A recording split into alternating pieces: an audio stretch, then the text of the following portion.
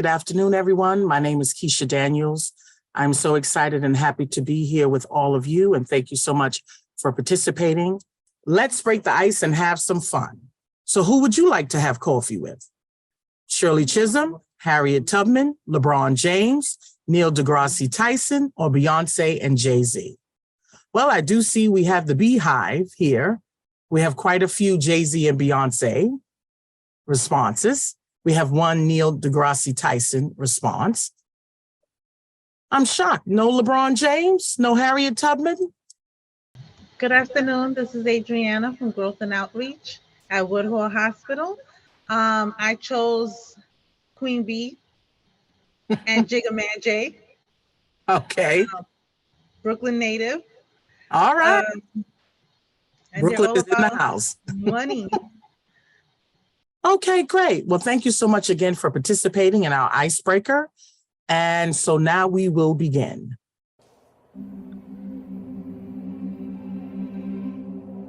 At the dawn of the 20th century, America was a country full of promise and hope for many. Black Americans faced a different reality, a nation separate and unequal. Yet their hope persisted.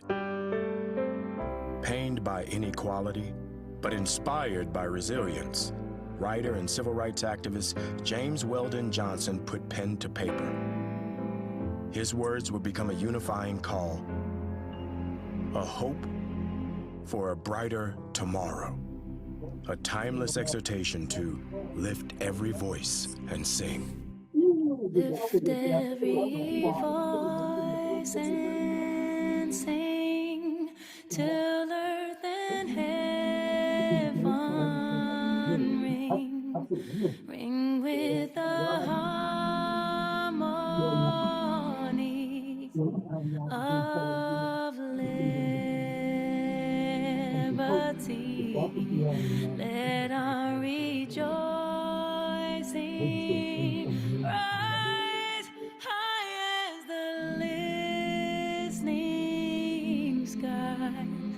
Let it resound loud as the rolling sea. Sing a song full of the faith that the dark past has taught us. Sing a song full of the hope that the present has brought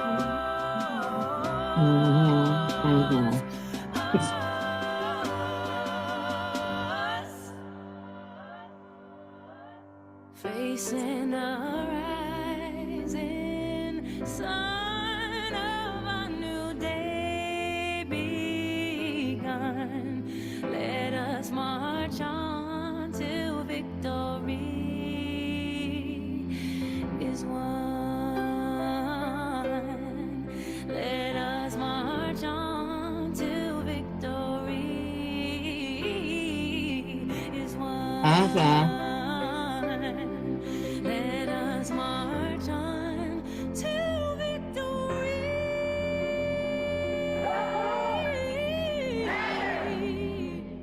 There are forces that want to take us back to another place.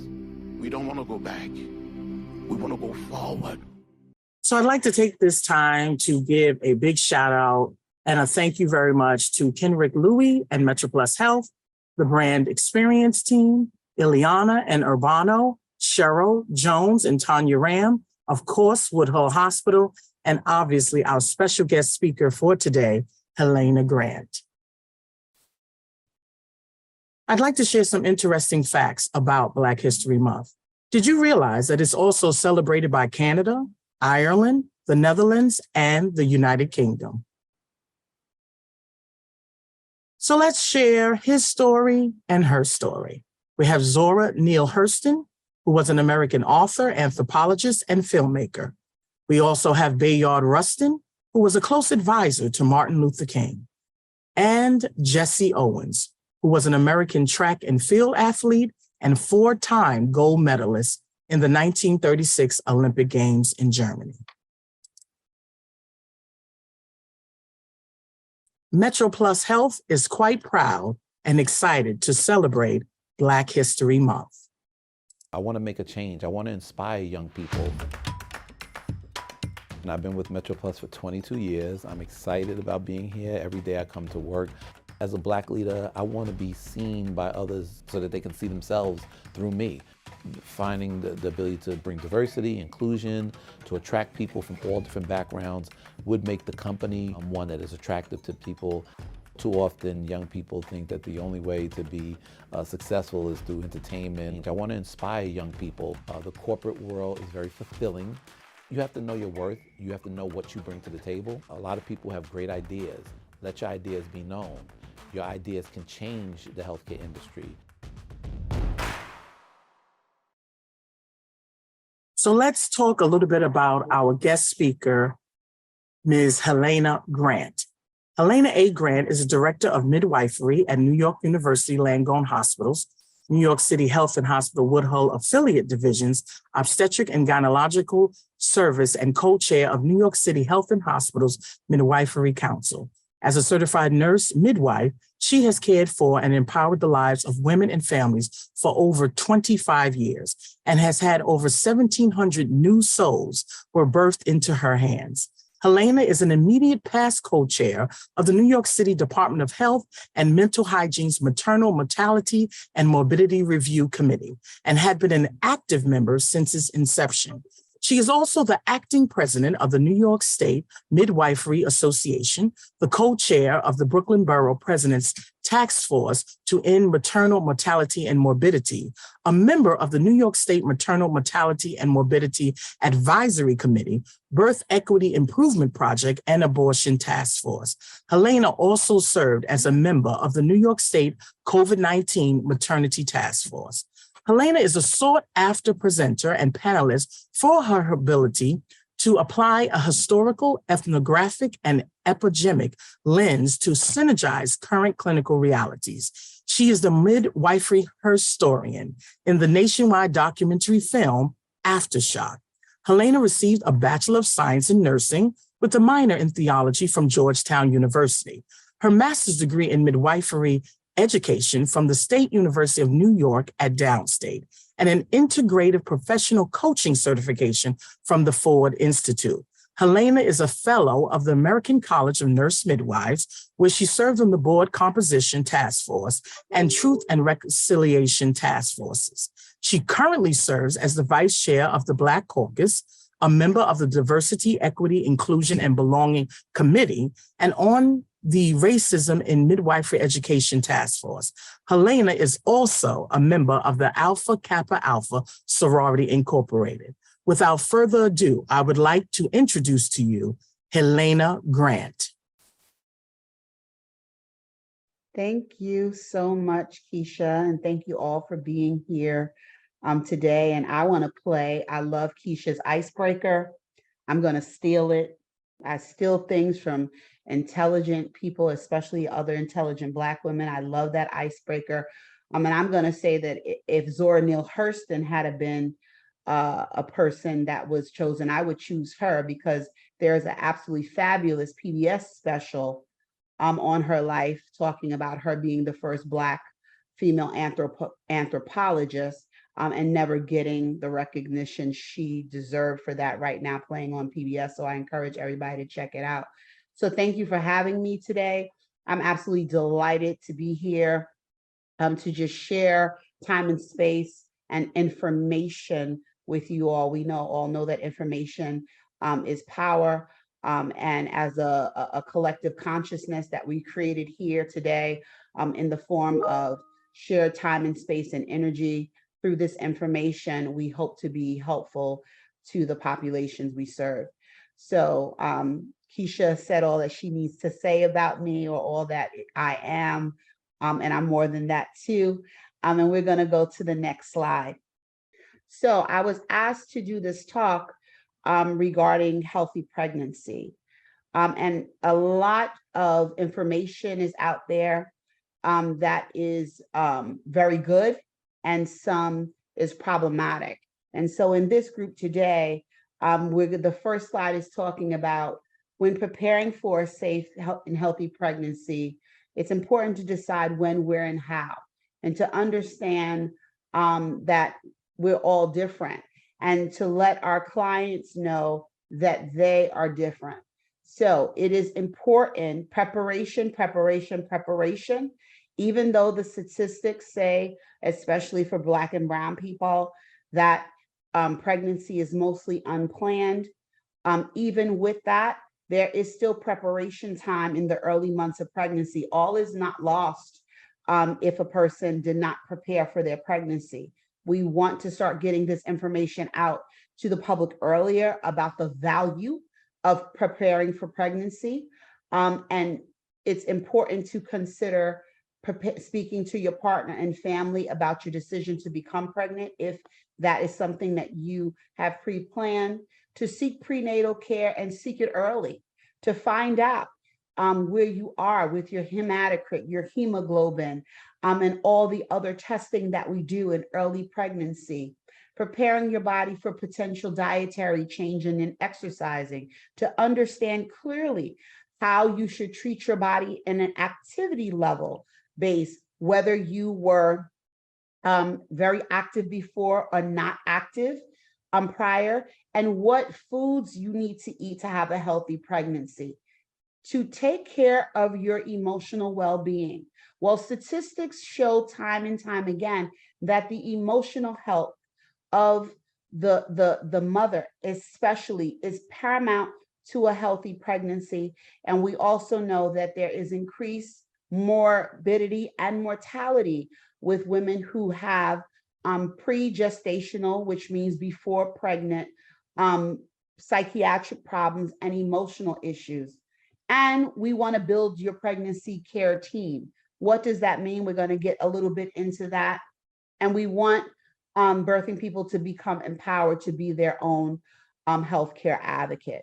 So we looked at, and when I say we, a lot of this is taken from the Brooklyn Borough President's Task Force to end maternal mortality and morbidity. One of the first projects that we did was a brochure and a healthcare campaign about what are the things that we can do to really change the trajectory of pregnancy.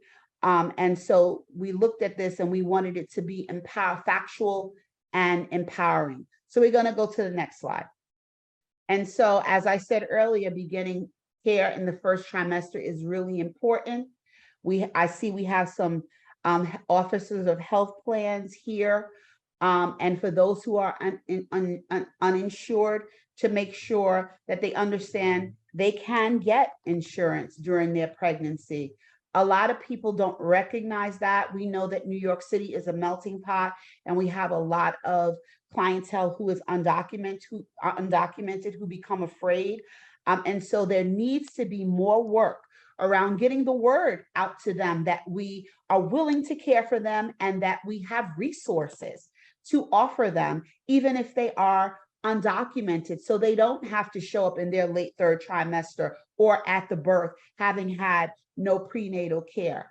And what to expect during your prenatal care. I am a certified nurse midwife, and that understanding what this time is about for your doctor or your midwife to evaluate you for any pregnancy risks, monitor you and your unborn baby's development, and prescribe medications or supplements as appropriate.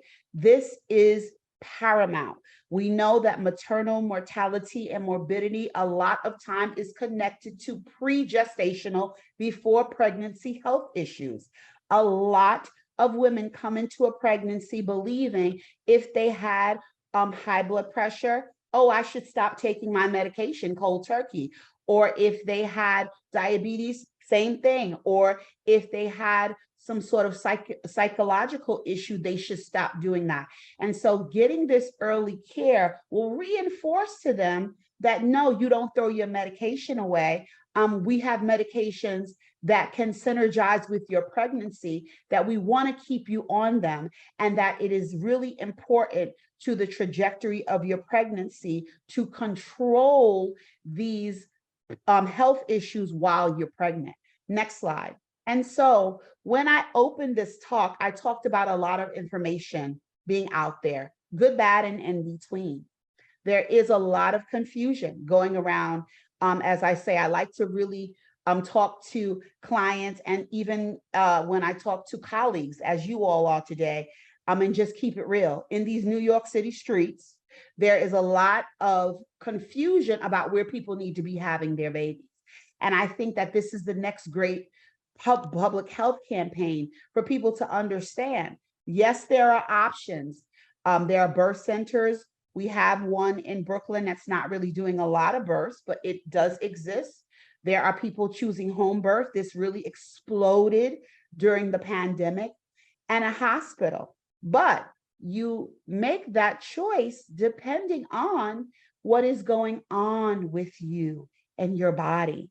This is, everybody can't have a baby at home. And some people who are having baby in a hospital have these other options that they deserve to know about. But it's not a one size fit all for everybody, or what your friend is saying. It really is a self-assessment and an assessment with professionals that hopefully you've come to know and trust, to be able to understand what choice you should make that will be best for your pregnancy and your baby.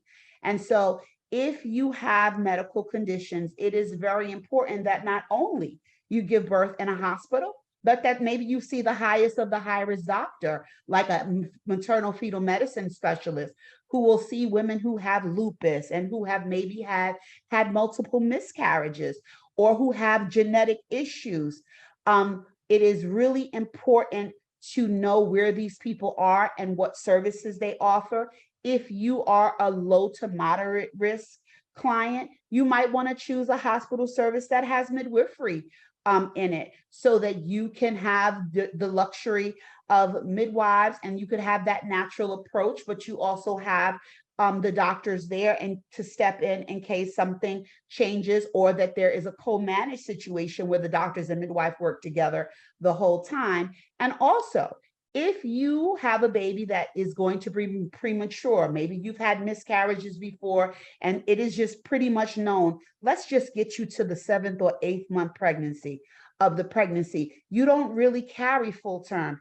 It is important that we start getting information out there. Which hospitals has level 2 and level 3 and level 4 nurseries? We find time and time again, especially Black and brown people, have no idea of this type of information. Sometimes, yes, you should be in a community hospital. Other times you need to be at a major medical center. That is going to determine the outcome of your health, your pregnancy, and possibly the health and pregnancy of your child. And people don't know this information. And the fact that they can get support with these wonderful doula services that we have all over the city. That if you need extra support, extra information, that there are free to low cost doula services and community health partners and neighborhood action centers in New York City that will support your pregnancy as well. Next slide. And so we wanted women and birthing people to know it's about taking care of your whole self. It's not just all about the baby. It's so funny to me how, oh, it's all about the baby. Well, the baby is carried in a vessel, and that gets forgotten. And so it is about the whole person and the whole care, and that the mental health is going to include your emotional, psychological, and social well-being. That cannot be discounted. I mean, especially with these statistics that we have, it cannot be discounted. And so we know that statistically 20% of all birthing people suffer from a mood or anxiety disorder during the pregnancy and postpartum period. And emotional well-being, what does that mean? Keeping informed, being proactive, being able to ask for help. But I'm going to add this, you only ask for help when you trust your caretakers. And that's really hard a lot of times when caretakers are rushed through 15-minute visits. And also when caretakers don't come from your culture and don't understand the issues that you want to talk to them about. So understand that mental health is just as important as your physical health. Doing what works best for you and creating an emotional wellness plan. Again, the movement towards healthy pregnancy has got to start being a holistic care model. Next slide. And so in taking care of the emotional health, how do you create? What is that, Helena? What is an emotional wellness plan? Well, besides being and staying on medication, if that is what you need, it is okay. What are some other natural, because a lot of people are like, okay, I'm doing that, but what can I do that can kind of take me to the next level? Aromatherapy to reduce tension. In Black and Brown neighborhoods, we do need more yoga practices. We are a people that is connected to the earth, and we have no place to go to reconnect with the modalities known historically to our cultures to reconnect. And it may not be yoga, but it may be something like it. Cook healthy meals to nourish. Where are we making sure that there are healthy foods in neighborhoods? We look at our neighborhoods and there's Popeyes and McDonald's and liquor stores. Are we really tackling that in a universal way to say, wow, the distance that some of these pregnant people have to travel just to be able to get to a supermarket that has some of the foods that they even eat from their culture that are healthy, it's damn near impossible for them to get to. Staying in regular therapy, very paramount. And this is one that I really, really love because we've had great success with this in many environments I've worked in. Joining a support group with other expectant parents. Peer support is paramount. Finding another pregnant mom that may live 3 blocks away from you who's going through the same thing and is getting care at the same place. These relationships that develop among patient care groups are really, really helpful to the walk. We talked about nutrition, and we already talked about professional mental health care. Next slide. And so building your pregnancy care team. A lot of folks don't know who to go to and who does what. They think I get called doctor all the time, and I tell my clients, I'm a very proud midwife. Please call me midwife, don't call me doctor. I made a conscious choice to become a midwife. When you should choose an OBGYN, when you should choose a midwife, what are prenatal nurses? Some people are in love with their nurse practitioner, but how far can you really go in your pregnancy with a nurse practitioner? And then have to be then transferred care to someone who also does birth. When you are really high risk, should your OBGYN continue seeing you? Should the midwife keep you? Or should the midwife be saying, hey, wait a minute, you have this issue, that issue. We need to get a maternal fetal medicine person on the case to get some consultation and evaluation for these other issues you have. What is the role of anesthesiologists? Are birthing people going into the birthing space knowing what their options are? Which hospitals have laughing gas and nitrous oxide? Which ones are going to only offer epidural? Which ones offer IV pain medication? The information needs to be there so people can be informed about the choices they're making. Which prenatal programs have constant nutritional support? Which ones are connected to psychiatrists so that you don't then have to see your prenatal person and then there's no communication between them and your mental health professionals, and then you have to go to another place and you have kids to pick up in the afternoon from school. And how do you also get tuned into psychological support? So this is the next level. I think that when we start to build what we're calling pregnancy care teams, we're going to see a big trajectory change, because then the healthcare providers and the patient can end up in a shared decision-making model and ensure that the people who the client needs on the care team are present and working together and communicating for the best outcome. Next slide. And so we have a pregnancy care team, and we also feel it's important to have a supportive care team. Family and friends, I feel like, should be at the top. Doulas, community health workers, prenatal yoga instruction. Massages are great. When I tell patients, go get a massage. I would love if we could have free massages for pregnant women. I think that would just take things to, you need your body loved on and you need your body worked on. A pelvic floor therapist, if you've had a couple of babies and you need some work around getting your pelvic floor back in order. We know in other industrialized nations, immediately after you have a baby, you go to a pelvic floor therapist to work on your pelvic floor, to get your vaginal muscles back in order. We have nothing like that. I mean, the United States is just so behind when it comes to care for women and birthing people. Acupuncture, if you're into that. If you're going to breastfeed your baby, absolutely a lactation counsel. And we already talked about support groups. Next slide. And so then after you have this baby, well, what happens? You have this postpartum journey that you need to navigate. And it is commonly now, midwives, this is stolen from midwifery. We always called it the fourth trimester.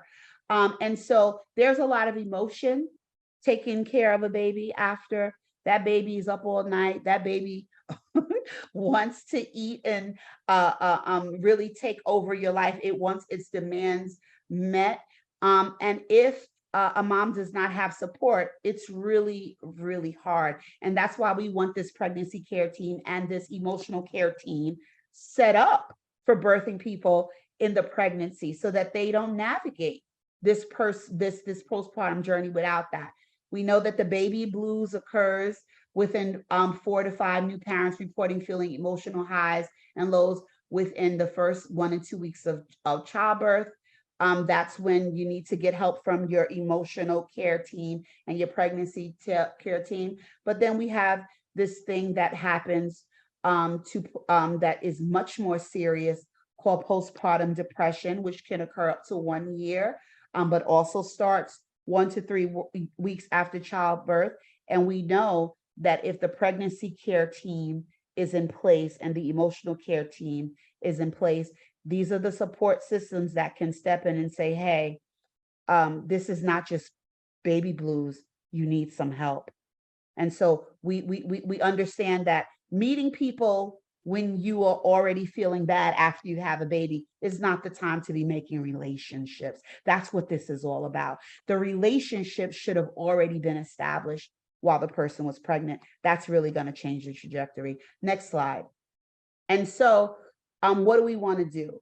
We want to make sure there's a postpartum visit scheduled with a doctor or midwife to address any complications that may have happened during the birth, or just a check-in. A lot of times a postpartum appointment is a review of your pregnancy and birth journey. We want those family and friends there. We want people to step in. I mean,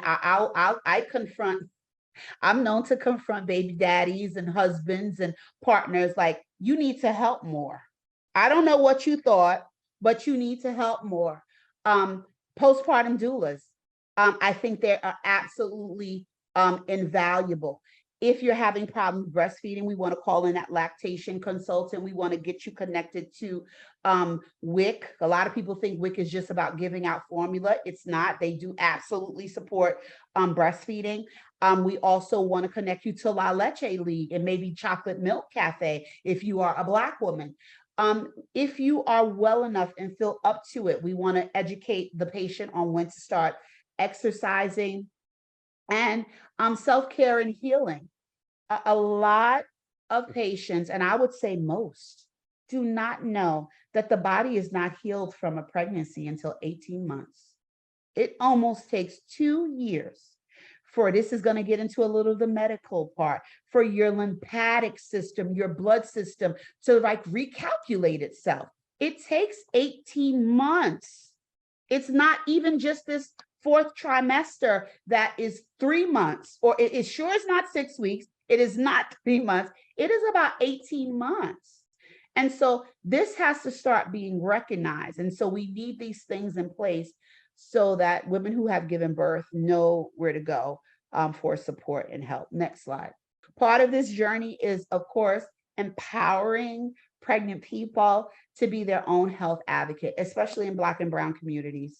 Pregnancy and birth rights have been taken from us. I don't play games about that. And any time that I've talked, there is a history of medical apartheid in the United States of America that has adversely affected Black and Brown women, with Black and Indigenous women being the most harmed. We must acknowledge that.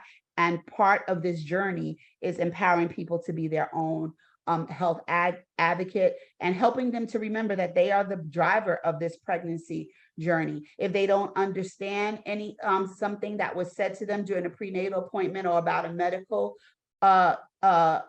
issue, to ask questions until they get the proper answer, and don't feel tied to any provider. If you are not getting the answers that you seek, you can change.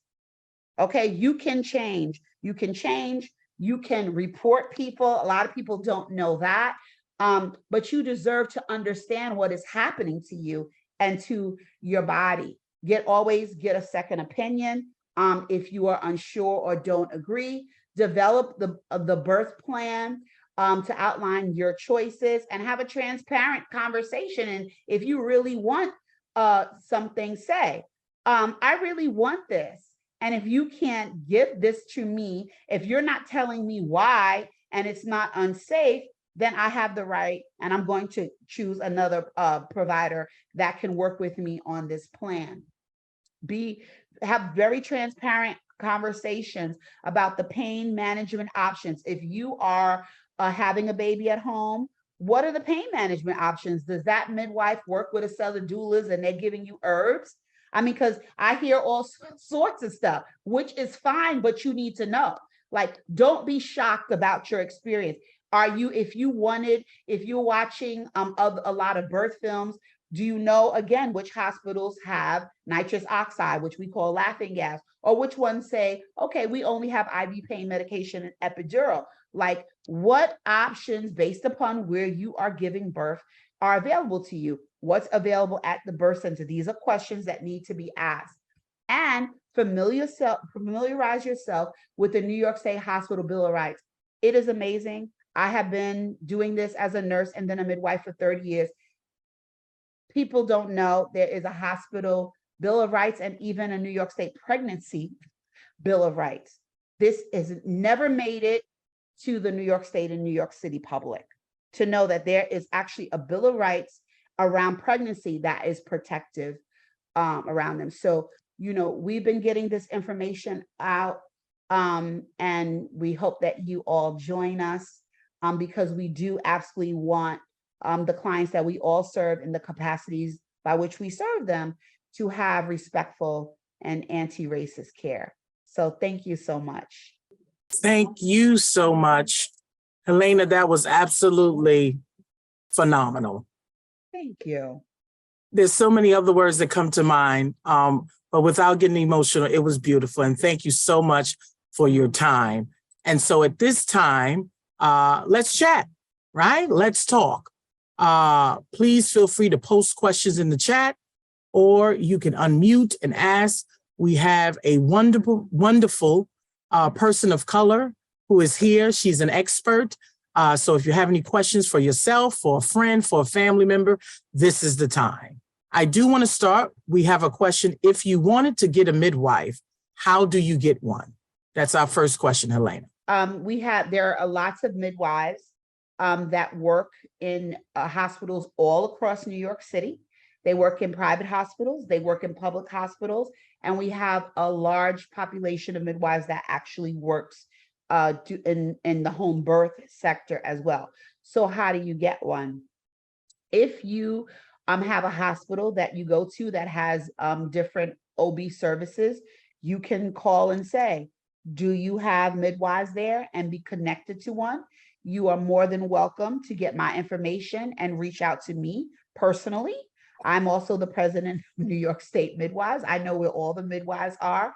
The biggest hub of midwives, I'd say the largest population of midwives, home birth and hospital birth, is probably in the borough of Brooklyn, followed by Manhattan.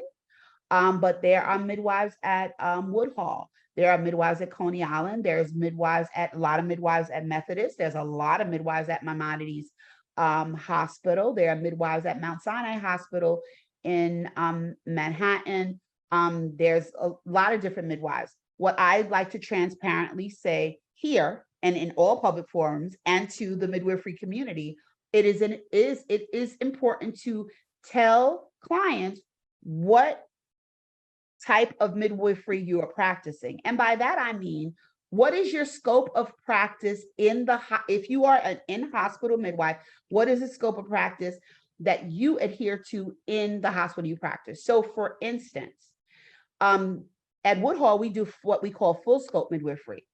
There are a lot of clients who come to Woodhall, they never meet a doctor. We see them for the pregnancy, we do the birth, we do the postpartum appointment, we do everything.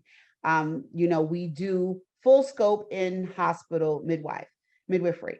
At a place like, let's say, Coney Island, the midwife will see you for prenatal care, but because they have a residency training program, the midwife may be around, but she's not going to catch your baby. And that's important for people to know, who a lot of times patients have said to me, I'm trying to avoid, what do you call it, Ms. Grant? I said, oh, medical apartheid. Yes, I don't want trainees. I don't want to be taken care of by trainees. So, these are the questions you have to ask. There are also private practice midwives who practice full scope at a Methodist or a Maimonides as well. And there are a lot of home birth midwifery practices. And so please feel free, anybody on this call is welcome to have my information.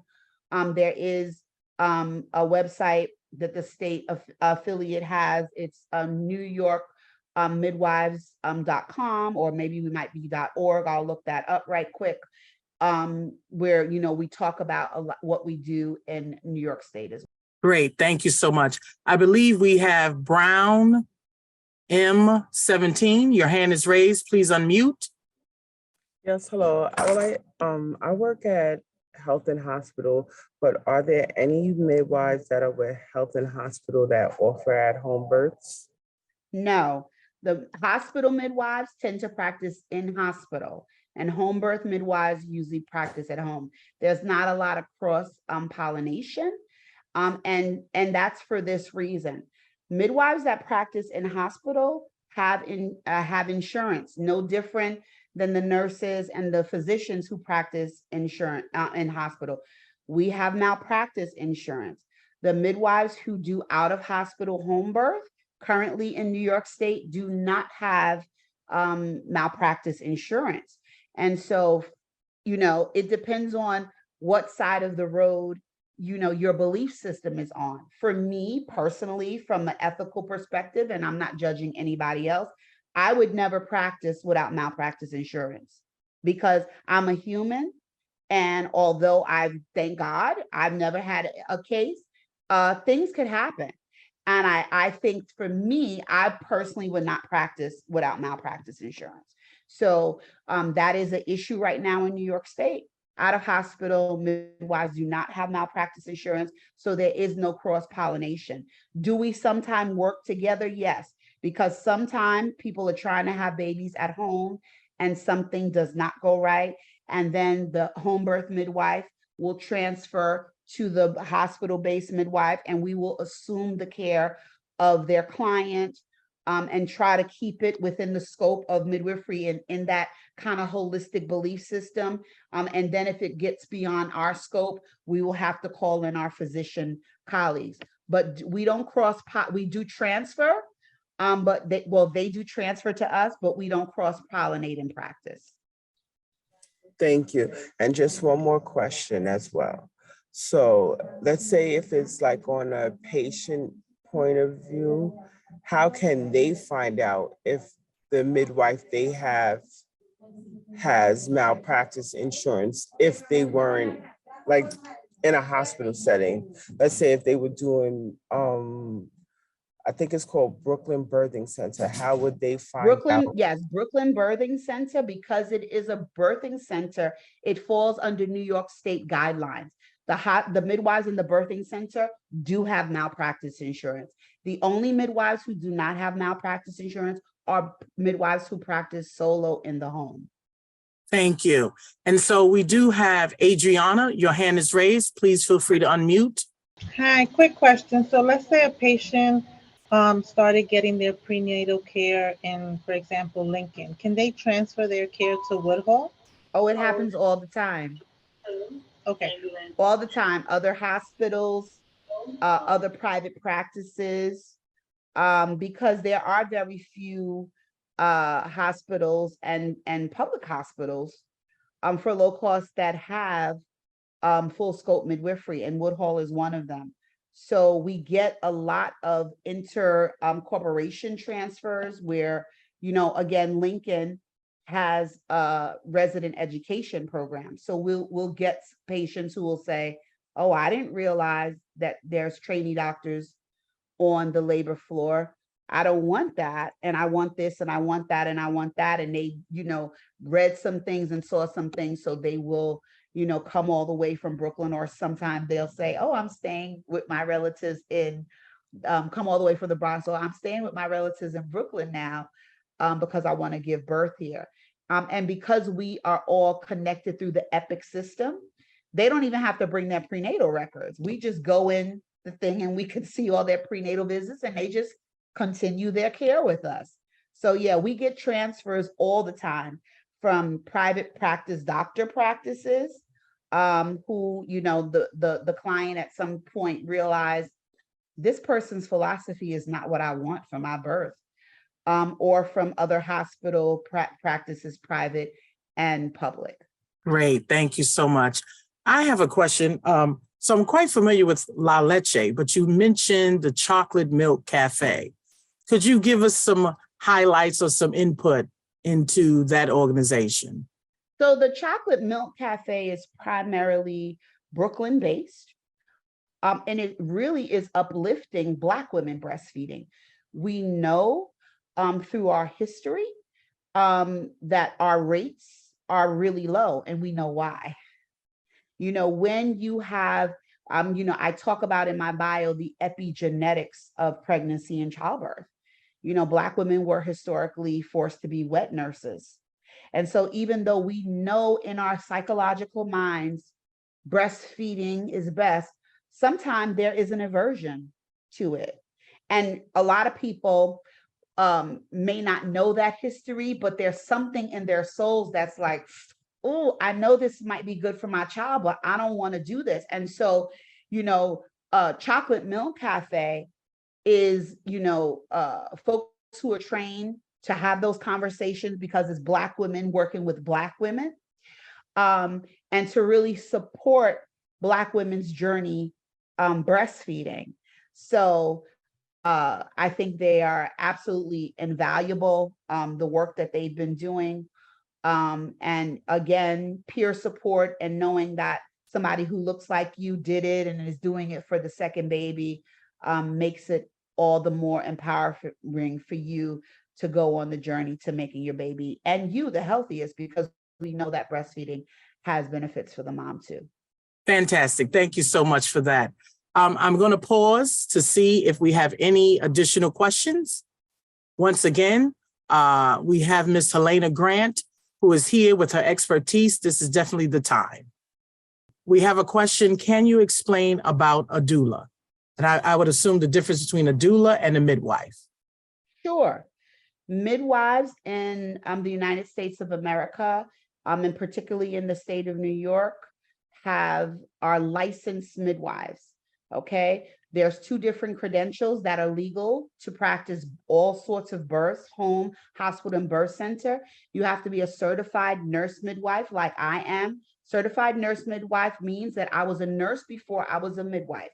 A certified midwife means that maybe I was a science major or some other adjacent major. Maybe I was a physician's assistant, and other things. And then I became a midwife. So all midwives who have legal pleasure and privilege to practice in the state of New York all have the same master's degree. We are master's degree prepared professionals. We have a bachelor's in something. Most time it's nursing, and we have a master's degree in midwifery. A doula is supposed to be a support person that supports the emotional and pregnancy comfort wellness of a patient. So be it during pregnancy, I'm talking to you about your emotional well-being, giving you birth support during your labor and your birth, or helping you out postpartum, coming in, cooking your meals, helping you care for the baby. And they learn how to do this. There's many different doula programs. Some are only a weekend long. Some of them I've seen last 2 weeks. So they're anywhere from a weekend to 2 week long programs. If you only want to be, let's say you only want to be a pregnancy doula, maybe you go for the weekend. A birth doula, maybe 5 days. Maybe you want to be a doula who does pregnancy, birth, and postpartum. Maybe that's a 2 week training. So that's really the difference. It is no educational preparation. It's like a weekend conference that they go to learn different techniques.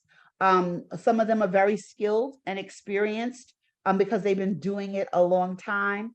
But it is not medical or midwifery education and preparation where they have to sit through a 2-year master's program and understand biology, complications of pregnancy, genetic classes, pathophysiology, postpartum complications. It's a very different training. So that's the difference. Wonderful. Once again, thank you so very much, Helena, for your time, your expertise. And it's just been awesome to learn from you today. And we thank you so much for participating in our webinar.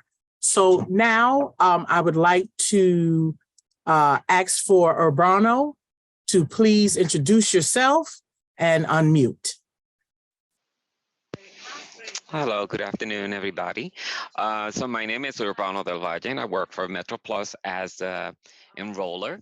And like Ms. Helena Grant actually said, I want to add, don't leave getting your health insurance if you're actually pregnant to the last minute, because you will always qualify, at least for Medicaid, unless you actually have like Beyonce's salary, you know. But yes, you would always get it. So don't leave it to the last minute. You can always reach me on my phone number, which is actually in the flyer there, and via email, or you can actually just come to at Woodhull, which is where I'm actually working out of, and come to the admittings office. That's where I am, 2A 101, and I would actually help you get your insurance. Okay, thank you. Thank you so much, Urbano. We're so glad to have you. And once again, you can reach out to Urbano if you're interested or you have a health question or you would like to enroll in health insurance. Urbano is reached at 332-215-2262. And as he mentioned, also at the wonderful, lovely Woodhull Hospital, located in Brooklyn. All right. And so now I'm excited because we're going to have some fabulous closing remarks by Cheryl Jones from New York City Health and Hospitals, Woodhull. Cheryl? Yes. Hi, can you see me? So first of all, I'd like to thank Keisha Daniels from MetroPlus for partnering with Woodhull Hospital again. And I totally was very highly impressed, Helena, with your talk. I learned so much myself today. And we do have a couple community members that are a little shy that want your contact information, and I will follow up with them. I learned so much from your talk. And, honestly, I wish when, I have one child, and I wish that, I had met you prior to giving birth to my son. I'm so happy that this talk is going to be video recorded and will be on the MetroPlus page. And I'm going to get it on our page as well. It was very, very informative. We actually went over. And so thank you again. Now, we also have Women's Health. We have a great service here at NYC Health Plus Hospitals. And all the women have their private room. And you can get to meet Miss Grant. And if you take your phone, there's a QR code on your phone. It will show you a tour of our services. So please, if anybody needs additional information, they can reach out to our Community Provider Relations Office at 718-963-8444. We also offer care under one umbrella. So we have what we call a flyer, and it talks about all of our services and our certifications. So if you don't have a provider, please reach out to us. You can get care under one roof. Healthcare in your neighborhood. Thank you again, Ms. Grant and Metro Plus. Thank you so much. It was my pleasure. Can I just offer one thing, Cheryl, please? Yes. That 630 numbers, I've seen that go to offsites. Can I just give the mainline number, please? Yes, go ahead. That is 718-963-8251. And Miss Grant, if you could please, if you wouldn't mind sharing your contact information. It's Helena, HELENA .Grant, GRANT at nychhc.org. And I will put that in the chat as well. Fantastic. Well, thank you. Oh, it's right there. Great. I try to stay prepared. I try. But once again, thank you so very much, everyone, for attending today. Thank you so very much for taking the time out to celebrate Black History Month with us. And Miss Helena Grant, you are absolutely phenomenal. Thank you so very much, Cheryl. So much. A big hand clap to my favorite person at Woodhull Hospital, next to Ileana and Urbana and Tanya, and of course now Miss Helena Grant. So once again, thank you so very much. Please continue to celebrate, share, and just be happy about who you are. Take care and have a good one.